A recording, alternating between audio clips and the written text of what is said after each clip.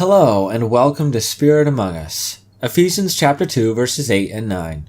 For by grace you have been saved through faith, and this is not your own doing, it is the gift of God, not a result of works, so that no one may boast. So we've been talking about how our salvation does not come from within us. This grace of God and our faith in Him are both gifts that He has given us, and therefore we are not saved by our works. This is something that Paul stresses again here because it can be easy to forget about this. It's true, we are not saved because of our works, yet sometimes when we don't pay close attention, we can find ourselves living in that kind of thinking, at least partially. Perhaps we don't think that we have totally saved ourselves, but maybe we've contributed something to the saving work within us. Surely there is something that we've had to give that has made us worthy of Christ in some way.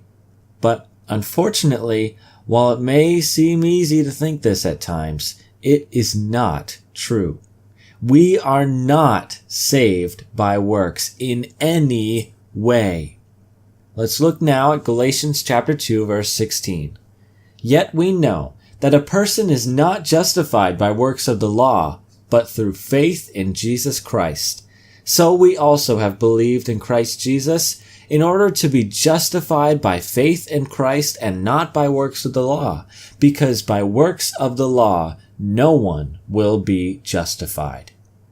If we take a close look at the law that God has given us and try to apply it to our lives, we will soon discover that we cannot keep all of His commands. It is impossible for us to keep all of the law. There is no way for fallen people to do that. And that is why Paul states that a person is not justified by works of the law, but instead by faith. Because the truth is, as pointed out here in Galatians, not a single person will be saved by their works. You can imagine for a second the most righteous person you've ever known, the most God-honoring, reverent, devoted, and godly person you know, and even they have nothing to add to their salvation. Their works fall infinitely short of the righteousness that God requires. There is not a single person that will be saved by what they do, because no matter what they do, it is not enough to pay off their debt. And that's why Christ died, so that we could have His salvation, so that He could save us, and so that we would have no doubt that this work is by Him alone. For if we do not believe that, we nullify the cross. I want to look now at Galatians chapter 2, verse 21. I do not nullify the grace of God, for if righteousness were through the law, then Christ died for no purpose. Let's use this as more motivation to avoid this idea that we can add merit to our salvation. If being saved or being right before God came from the law, then Christ died for no reason. His death is rendered pointless and useless if we could have simply saved ourselves. My friends, let us never nullify the cross of Jesus. The price He paid for us is beyond all measure.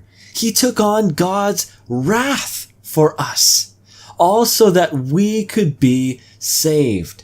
God is glorified in us when we recognize that our salvation is from His hands and not from us. So let me ask you, do you have an attitude of self-righteousness within you? Do you ever think, even for a moment, that you've added or contributed to your salvation in some way? Let's not forget, we are not saved by works. For if God had left us to this, our fate would be death. We would have no hope. But thanks be to God for the wonderful hope we have in Jesus, all because of his death in our place. Thank God we are not saved by works.